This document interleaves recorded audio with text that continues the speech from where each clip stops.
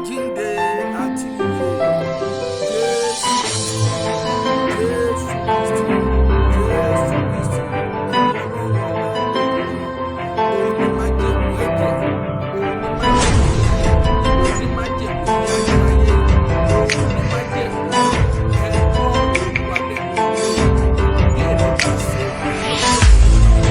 Kristi nìkan, gbogbo ẹ̀yin tí ẹ gbọ́ mi,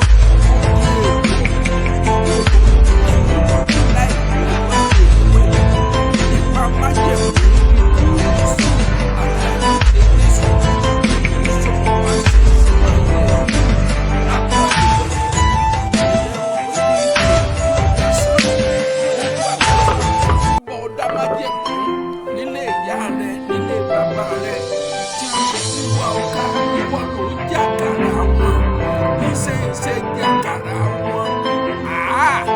Tó bá ṣe wípé ibi tí a máa ní níkàlẹ̀ oníkàlẹ̀ ìlànà ìyàwó àtọmọ kò ṣe iṣẹ́ jàkàrà wọn. Gbogbo àwọn tí wọ́n ní wá yà irú àwọn èèyàn ìgbà Ọlọ́run tó jẹ lára wọn. Ẹ̀kọ́ ìdáadáa aláàbẹ̀ ẹ̀kú èyí dáadáa ẹ̀kú èyí dáadáa wà wọ́n sí àpò rẹ̀. Akíkanjú lójú ogun, ẹ̀rù jẹ̀jẹ̀ lójú ìjà, wọ́n fi sí ààbò ìwọ àti ìdílé rẹ, ìwọ ààbò àti ọmọ rẹ àti ọkọ rẹ àti aya rẹ.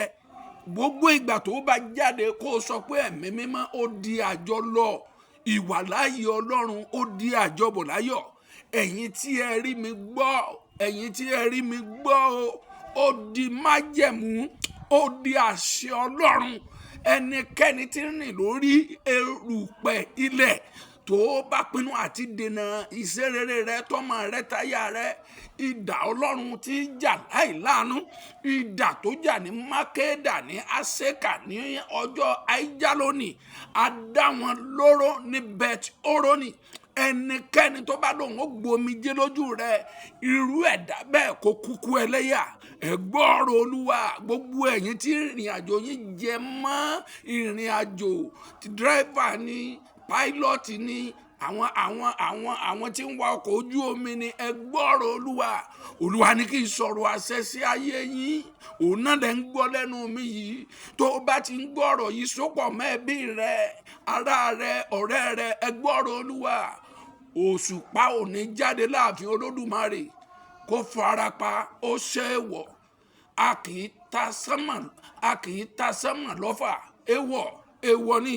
Ẹnikẹ́ni kì í sá oòrùn lọ́gbẹ́ kárí ojú ẹ̀jẹ̀, èèwọ̀ ni.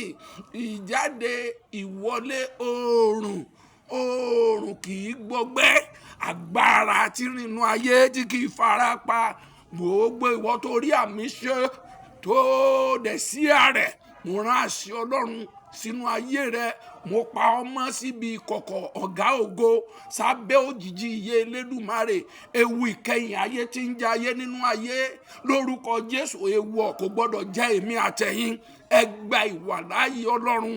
Àyànmọ́ ìṣẹ̀dá rẹ, kádàrá rẹ kó gba agbára àti àṣẹ tí fi iná jà. Àṣẹ Ọlọ́run gùn ó ti rí bẹ́ẹ̀. Ọ̀rẹ́ mi má gbàgbé, Jésù ń bọ̀ láìpẹ́, kò ní pẹ́ dé. Èmi ikọ̀ àti ìríjú Ọlọ́run tí mo sọ̀rọ̀ àsọtẹ́lẹ̀ sí ayé rẹ náà ni wòlíì olùṣọ́ àgùntàn Akínlóye Michael Olúwaṣọlá ńlá tinú ìjọ Restoration Authority Ministry aka Christ Authority Apostolic Church. WhatsApp mi jẹ́ àjọjọ rìnrìn àjò àdúrà papọ̀. Ọdún yìí tún lọ rèé, lórúkọ Bàbá, Ọmọ àti Ẹ̀mí Mímọ́. Orí ohun rere tọ́ka sí. WhatsApp mi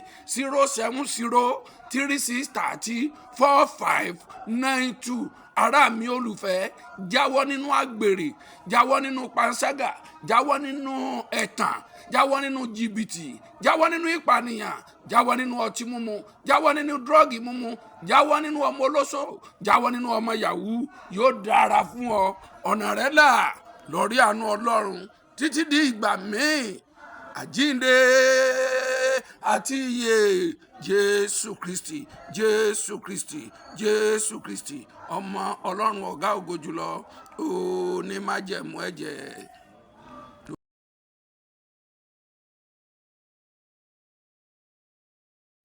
Onímájẹ̀mú ọ̀rọ̀, onímájẹ̀mú ìyè ayérayé,